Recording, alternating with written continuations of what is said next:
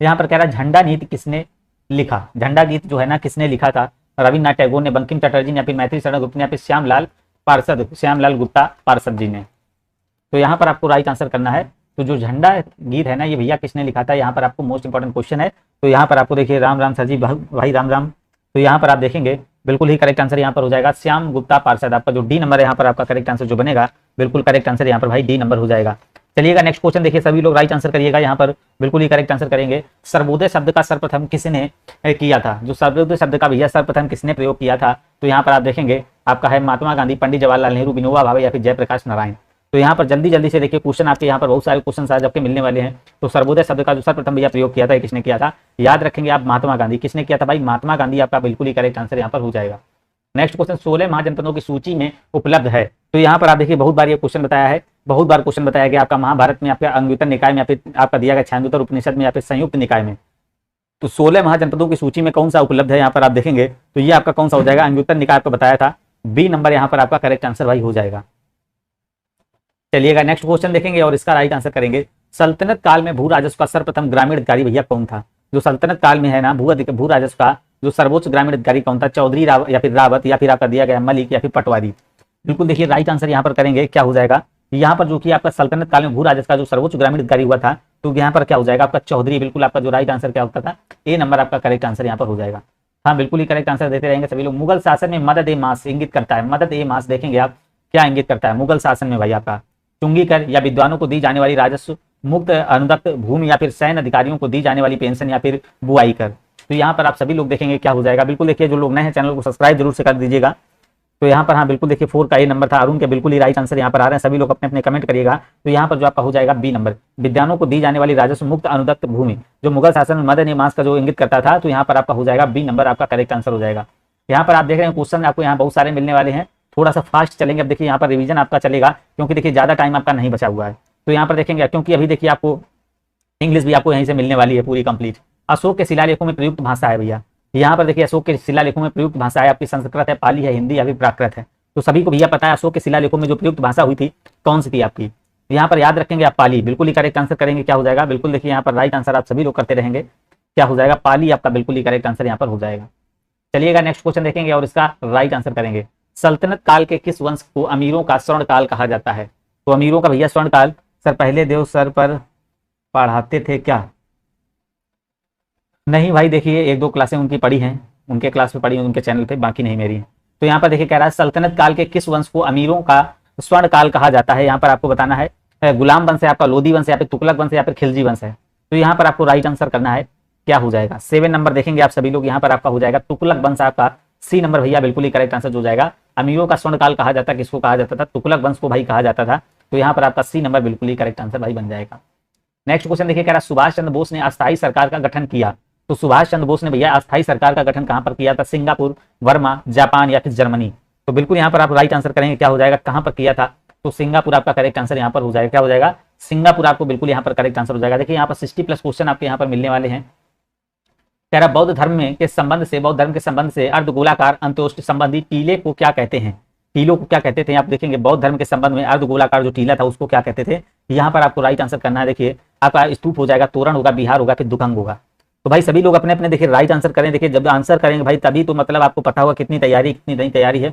Answer करने से आपका ये रहता है कि आपका जो क्वेश्चन गलत हो रहा है वो दोबारा क्या होगा आपको याद रहता है एक तरीके से। तो बिल्कुल यहाँ पर देखिए स्तूप क्या हो जाएगा, ए नंबर आपका राइट आंसर भाई बन जाएगा। सही सुमेलित कीजिए, यहाँ पर आपका देखिए दिया गया है और यहाँ पर आपको जरूर से जरूर यहाँ पर इसका मिलान करना है। तो यहाँ पर आप देखेंगे सरोजिनी नायडू आपका दिया गया है, या में जिन्ना दिया गया, तेज बहादुर दिया, वीडी सावरकर दिया गया है। तो यहाँ पर आप देखेंगे ऑप्शन देख लीजिएगा, यहाँ पर ये ऑप्शन आपके दिए गए हैं। बिल्कुल यहाँ पर आप 10 नंबर देखेंगे ऑप्शन जो दिए गए हैं, बिल्कुल आप सभी लोग यहाँ पर देख लेंगे। देखिए सरोजिनी नायडू जो है ना भैया किससे संबंधित है, सभी को पता है ये भारतीय राष्ट्रीय कांग्रेस से संबंधित थी।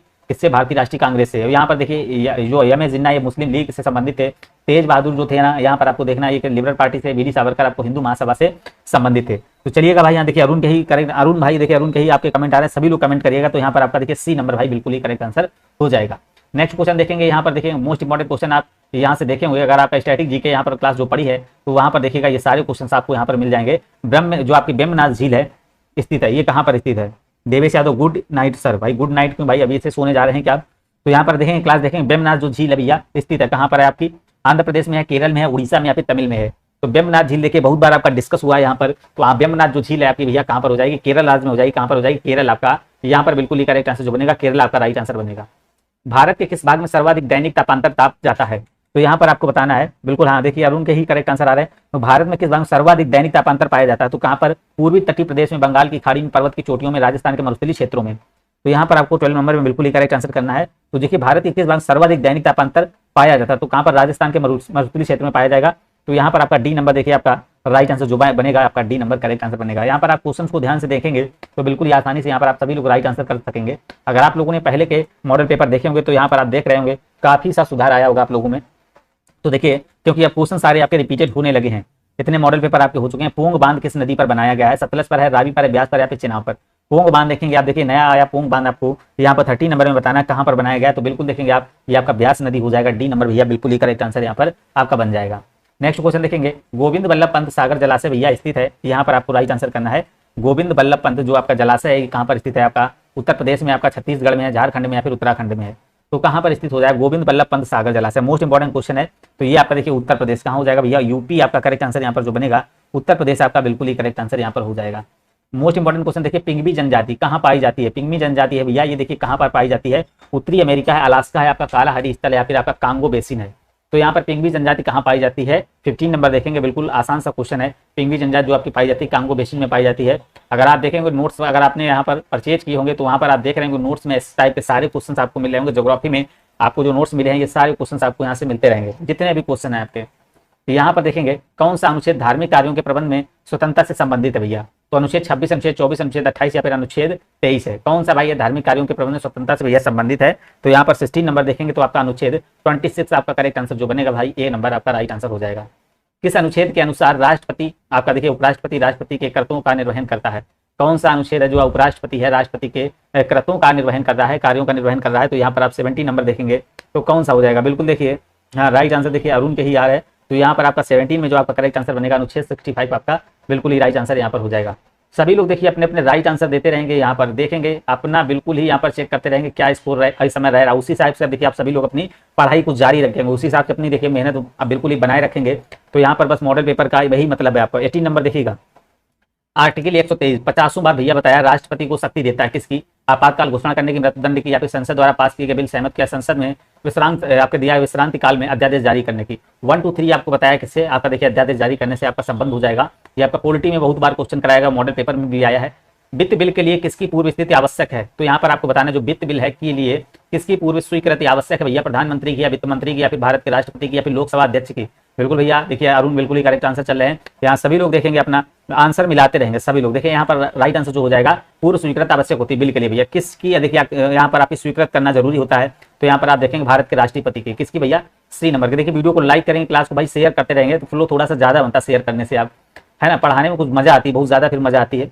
तो यहाँ पर सही सुमेलित करना है। यहाँ पर देखिए मोस्ट इंपॉर्टेंट क्वेश्चन है और यहाँ पर देखेंगे यहाँ पर आपके 4 क्वेश्चन कंप्लीट होने वाले हैं। ये बहुत बार क्वेश्चन आपको कराया गया भैया, देखिए आप क्वेश्चन रिपीट हो रहे हैं, सारे रिपीट होने वाले। अगर आप यहाँ से रेगुलर पढ़ रहे हैं तो आप अपना स्कोर चेक कर सकते हैं। बिल्कुल ही देखिए यहाँ से 90+ की गारंटी भैया। देखिए उपाधियों का अंत जो होता है ये किससे भैया संबंध रखता है, उपाधियों का अंत जो है ना आपके किससे संबंध रखता है, यहाँ पर आपको बताना है 20 नंबर में देखेंगे।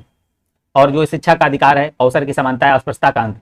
तो भैया देखिए यहाँ पर अस्पृश्यता का अंत सभी को पता है किससे होता है, अस्पृश्यता का अंत आपको बताएंगे तो ये भैया अनुच्छेद 17 से संबंधित है ना। और अवसर की समानता किससे संबंधित हो जाएगी, ये देखिए अनुच्छेद 16 से हो जाएगी। शिक्षा का अधिकार आपका देखिए हो जाएगा आपका 21 का से, आपका उपाधियों का अंत भैया 18 से हो जाएगा। तो यहाँ पर आप देखेंगे बिल्कुल आपका हाँ बिल्कुल देखिए अरुण का आ चुका 1 2 3 4 आपका यहाँ पर राइट आंसर जो बनेगा भाई ए नंबर बिल्कुल ही करेक्ट आंसर हो जाएगा।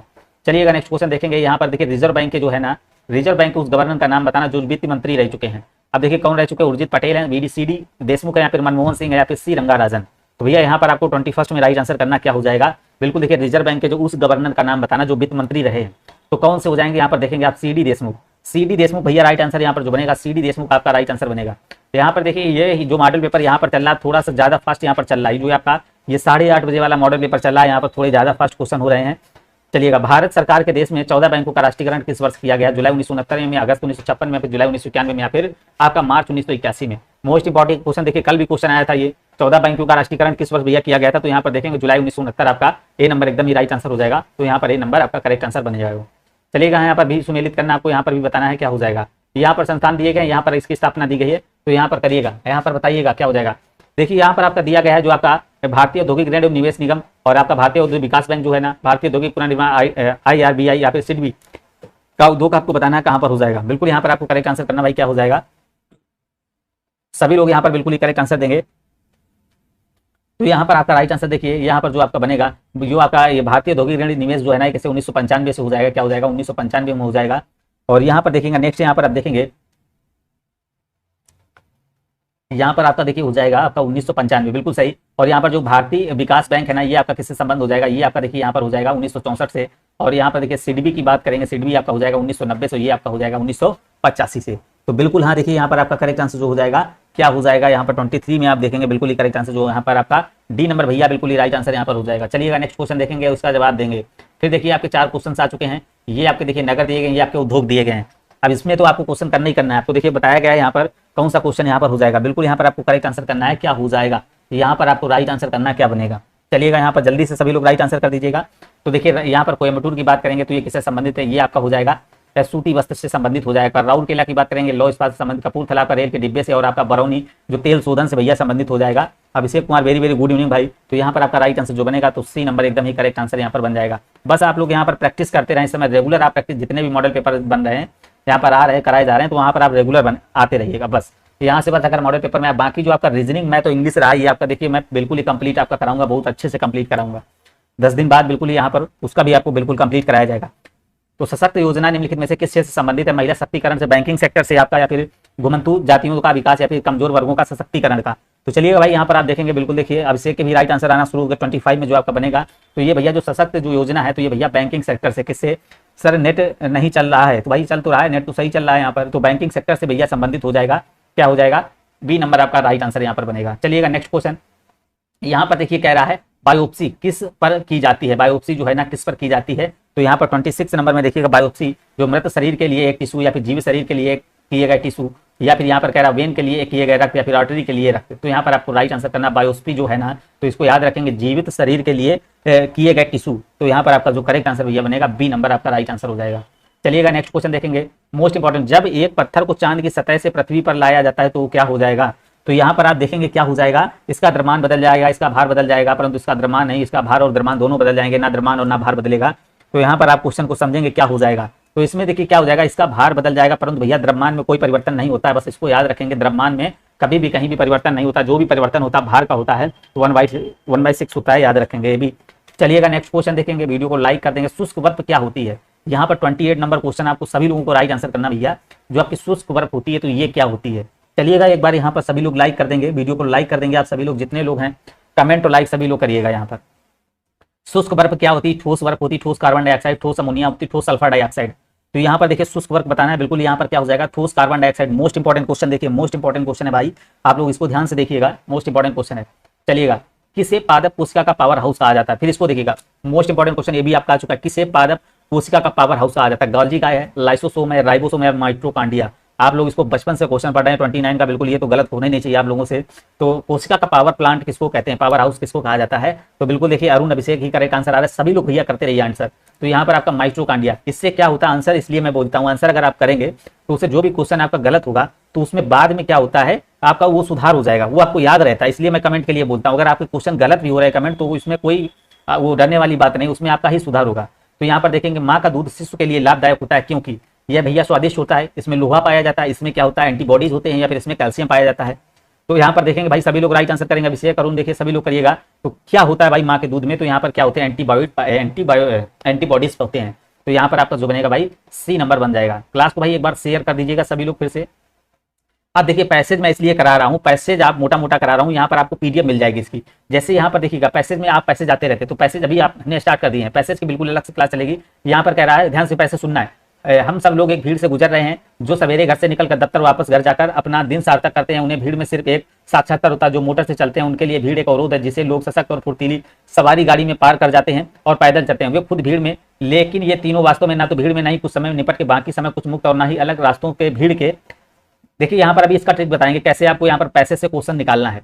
अंदर कम या ज्यादा फंसे हुए हैं, या फिर बिल्कुल की तरह जानते नहीं है, और यह तो बिल्कुल नहीं जानते कि जिसके पास सत्ता हो राज्य की ही वो संगठित हो, या फिर यहाँ पर भीड़ का इस्तेमाल भीड़ में फंसे व्यक्ति के विरुद्ध करता है। जान भी ले तो सिर्फ इतना जानते हैं कि हम उस संसार नहीं रह गए कि हमारे चारों कि हमारे चारों तरफ जीवन नहीं बल्कि भीड़, और अपने शक्ल भीड़ के पर्दे नहीं देख सकते। अगर किसी को यह शक्ल दिखाई देने लगे तो उसे मालूम होता है कि अभी जिस भीड़ को पहचानता, जो अभी तक विरुद्ध इस्तेमाल की जा रही है, अपनी शक्ल का यह परिचय कवि के लिए है जो भीड़ के अन्य समान जनों की, यहाँ पर देखिए, अपेक्षा अधिक गहरा है, भाषाई संबंध रखता है, एक मुक्त कर देने वाला अनुभव बन जाता है। इसका विपरीत जो है ना भी सही है, जबकि उसे अपनी शक्ल नहीं दिखाई देती है, फंसा रहता है। तो यहाँ पर देखिए, पैसेज को पढ़ने से पहले आप क्या करेंगे, जो अब जब एग्जाम देने जाएंगे तो वहां सबसे पहले आप क्या पढ़ेंगे भैया, क्वेश्चंस पढ़ेंगे। क्या पढ़ेंगे, पैसेज से पढ़ने से पहले आप यहाँ पर क्वेश्चन पढ़ेंगे। सर आप नाम मनोज सर का है?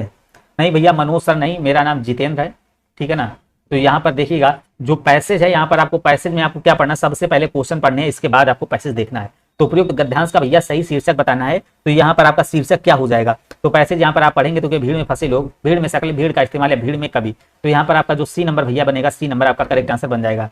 क्योंकि देखिए यहाँ पर मैं पीडीएफ डाल दूंगा आपको यहाँ, तो पीडीएफ आपको यहाँ पर दोबारा से आप यहाँ पर वीडियो देखेंगे तो पीडीएफ को यहाँ पर उससे ही आप रिवीजन करते रहेंगे। भीड़ से मुक्ति का उपाय क्या हो जाएगा, 67 में भीड़ से मुक्ति का उपाय, भीड़ में खो जाना या फिर भीड़ का इस्तेमाल करना, या फिर आपका भीड़ से दूर रहना, या फिर भीड़ से अपनी शक्ल देखना। तो यहाँ पर आपका जो बनेगा भाई डी नंबर बन जाएगा। क्या बन जाएगा, भीड़ में अपनी शक्ल देखना। तो भाई देखिए, क्वेश्चन जब देखिए समझने वाले आते हैं तो भाई सभी लोग स्किप होने लगते हैं, भागने लगते हैं, जाने लगते हैं। जो क्वेश्चन ज्यादा नंबर दिलाने वाले, जो समझ में नहीं आते, उसमें क्या करते हैं, लोग भागने लगते हैं। सबसे बड़ी तो गलती यहीं पर करते हैं, है ना। हल्का सा भी क्वेश्चन टप आया, नहीं जानो निकल लिए। भीड़ किनके लिए रुकावट है, तो यहाँ पर भीड़ किनके लिए रुकावट है, 68 में देखेंगे मोटर में चलने वालों के लिए। तो बिल्कुल अभी आप लोगों ने पढ़ा किसके लिए, मोटर में चलने वालों के लिए। आप देखिए क्या भीड़ क्या हो जाएगी, रुकावट हो जाएगी।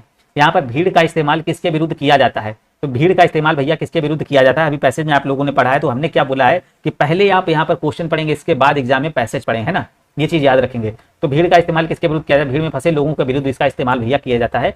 तो बी नंबर यहाँ पर राइट आंसर हो जाएगा। नेक्स्ट क्वेश्चन देखिए, भीड़ का इस्तेमाल कौन करता है, तो यहाँ पर आप देखेंगे सरकार करती है, या फिर पूंजीपति करता है, फिर सत्ताधारी, या फिर नेता करता है। तो यहाँ पर आपको 70 नंबर में देखना है क्या हो जाएगा। तो यहाँ पर आपका देखिए, जो भीड़ का इस्तेमाल कौन करता है, सत्ताधारी करता है।